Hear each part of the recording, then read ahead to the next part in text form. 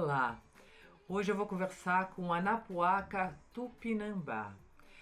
Ele estudou em São Paulo, é filho de pai indígena, mãe negra. Hoje ele mora no Rio de Janeiro, mas ele sempre foi muito consciente da sua ancestralidade. Ele criou a primeira rádio na internet indígena no país, a Rádio Iandê, para dar voz e visibilidade aos mais de 300 povos indígenas do Brasil. Anapuaca, é um prazer ter você aqui com a gente hoje e poder falar um pouco da importância da ancestralidade nesse momento de mundo que a gente vive. Obrigada por estar aqui. Eu que agradeço de poder estar aqui com vocês e poder falar um pouco sobre a minha história e a história coletiva dos povos indígenas, de uma contemporaneidade e conectado com toda uma ancestralidade. Eu fico muito feliz.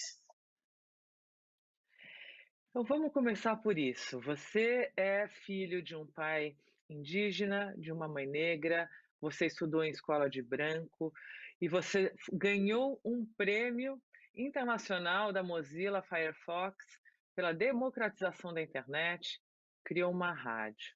O que você sente que a ancestralidade trouxe para você? Conta um pouco da tua história e do porquê que você acha importante a gente resgatar da onde a gente veio e a sabedoria, né, dos povos indígenas nesse momento de mundo. A minha origem, como você mesmo disse, meu pai é indígena, minha mãe é negra com indígena. Imagina que eu nasci já sabendo quem eu era e para onde praticamente eu deveria ir. Essa foi uma das minhas maiores felicidades, mesmo sabendo que era uma luta difícil, e sempre será difícil ser indígena no Brasil, pensar que o território, né, o Brasil é indígena, não tem como dizer que não é. Então, a minha história ela vem de uma tradição muito antiga, ela vem antes da colonização, antes da invasão. Eu tenho uma frase que eu sempre digo no final de qualquer bate-papo, que é: seja um bom ancestral hoje, mas eu vou falar agora logo no início, porque é isso que me motiva. Então, quando eu olho para minha família, hoje eu olho para os meus netos, olho para os meus filhos, eles são ancestrais presentes, e é neles que eu tenho que focar. É na luta dessa ancestralidade que está hoje e por pessoas e por ancestrais que me deram a possibilidade de estar aqui hoje. Que bonito isso que você está dizendo. Queria te perguntar um pouquinho, né? Você tem um projeto, você criou uma rádio para dar voz aos mais de 300 povos do Brasil. Como é que surgiu a ideia de criar a Rádio Iandê? Me conta um pouquinho dessa história.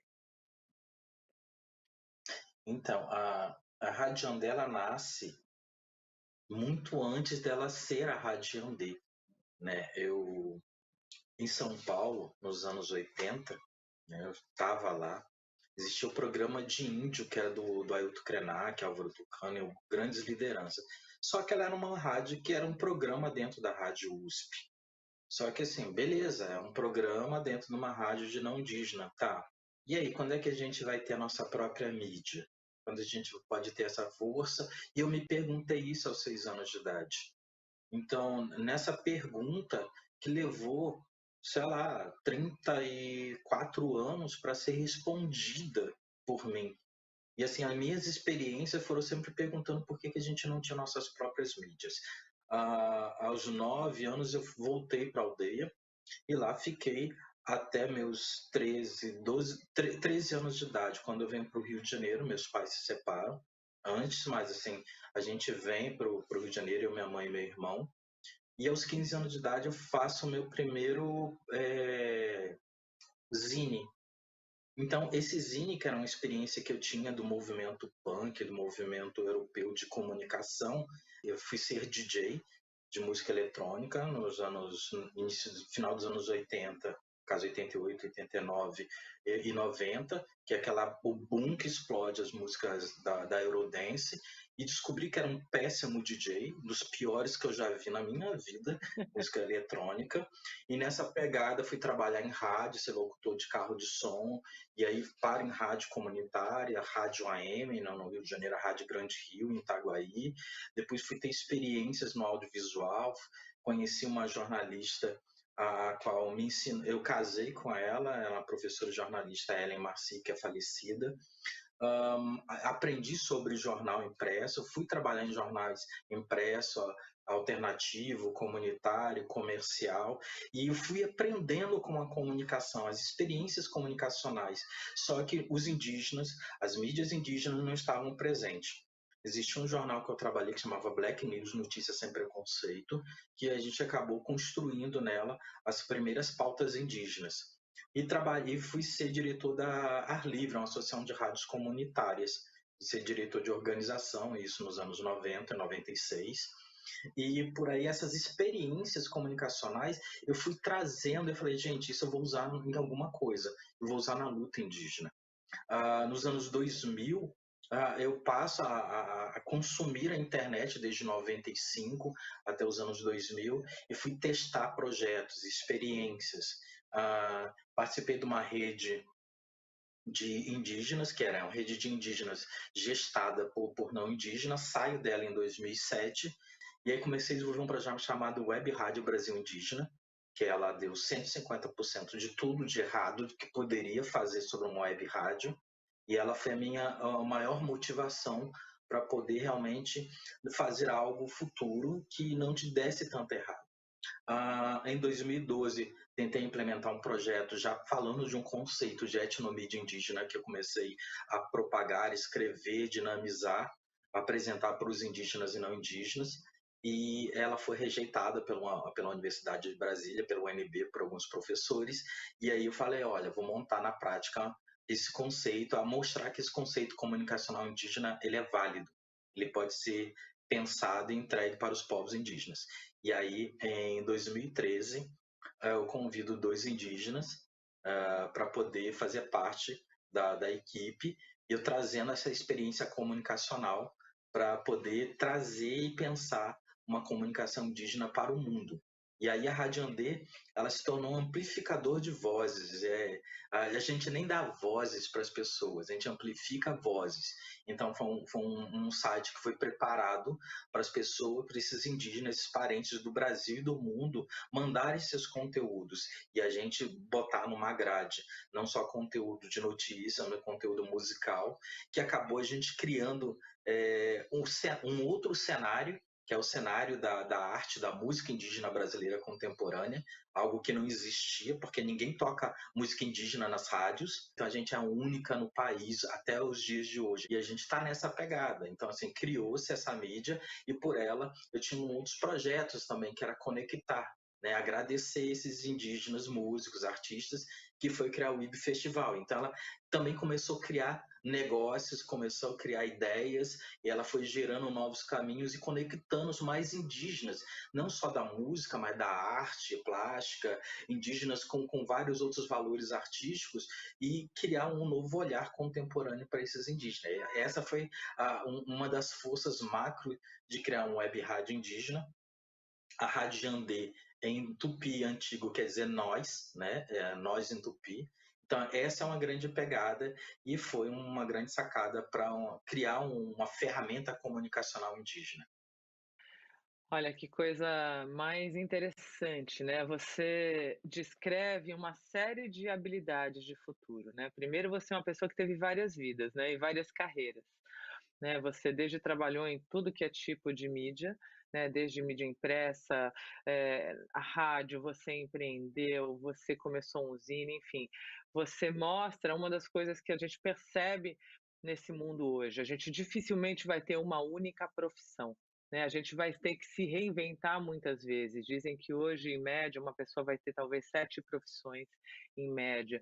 Então, acho que é bonito de ouvir a tua história, desde os anos 80 você já faz isso, né? Você já se reinventa o tempo todo. Então, queria só destacar que eu acho que isso, para quem está nos ouvindo, é um exemplo muito real de profissional do futuro, né? De como é que a gente se reinventa.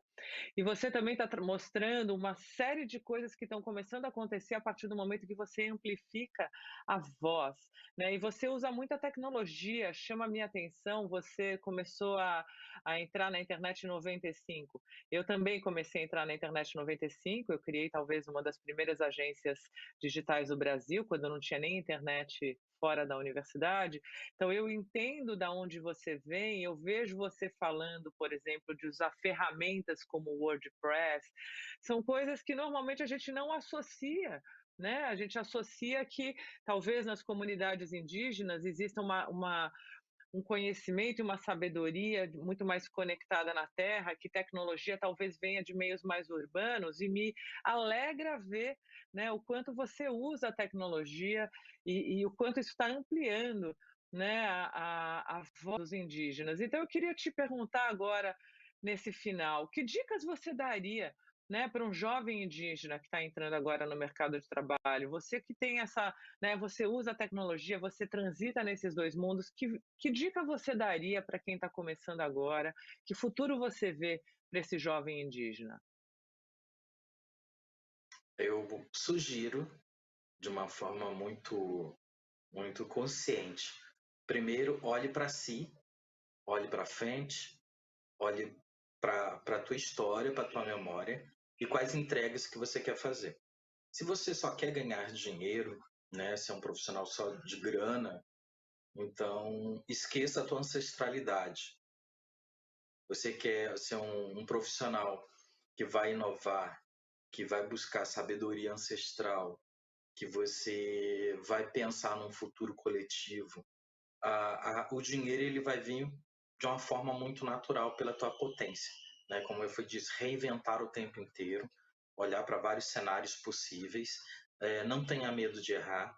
Errar é uma necessidade e pensar que esses erros ele vai te levar você vai corrigir eles e fazer algo melhor e fazer boas entregas. Estudar sempre, né? Pensar, inovar, é estudar, é testar. Não sinta medo de aprender, porque tem gente, eu sou limitado. Não existe limite para o conhecimento. Faça realmente acontecer. Só você fará o melhor para quem você quer entregar. Não existe. Não terceirize as tuas ideias nesse momento. Não centralize, mas não terceirize. Então, trabalhe pensando no seu povo, na sua nação, na sua sociedade e para a gente ter um país melhor. Né? E isso depende. As nossas etnias são poderosas, mas muito mais poderosas somos nós todos construindo coisas bacanas para toda a sociedade, se ela é indígena ou não indígena. A população não indígena do Brasil não conhece as nossas realidades e a gente utilizando as ferramentas como meios, ela não é o final. Você nunca vai fazer algo só por ausência ou por falta de ferramenta no seu trabalho, mas ela é um meio para você fazer entregas. Vamos ajudar os nossos parentes de todas as regiões do país, mas principalmente entregar para os não indígenas o conhecimento, a história e a memória dos nossos povos. Assim a gente sai da invisibilidade e agrega, faz a junção, faz fusões de realidades. Que alegria, queria te agradecer por ter estado aqui com a gente hoje. Eu saio dessa conversa inspirada e transformada. Muito obrigada. Eu que agradeço. Saudação a todos. Seja um bom ancestral hoje. E muito obrigada a você que está nos assistindo. E se você quiser rever essa entrevista ou alguma outra da série de Profissionais do Futuro, acesse Globoplay. Até a próxima conversa.